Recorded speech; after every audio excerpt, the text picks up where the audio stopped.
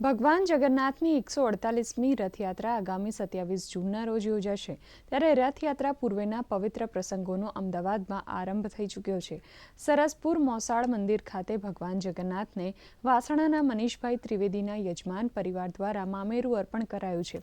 આ અલૌકિક મામેરાના દર્શન માટે મોટી સંખ્યામાં ભક્તો ઉમટી પડ્યા હતા અને ભજન તથા જય રણછોડના નાદ સાથે સમગ્ર વાતાવરણ ભક્તિમય બની ગયું હતું।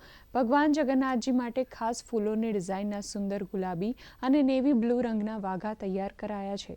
આ ઉપરાંત સોના ચાંદીના અલૌકિક આભૂષણો પણ ભગવાનને અર્પણ કરાયા છે। અવનવી ડિઝાઇન સાથેના આ વાઘા અને આભૂષણો દર્શન માટે મૂકવામાં આવ્યા છે, જેને નિહાળવા માટે ભક્તોની લાંબી કતારો જોવા મળી હતી।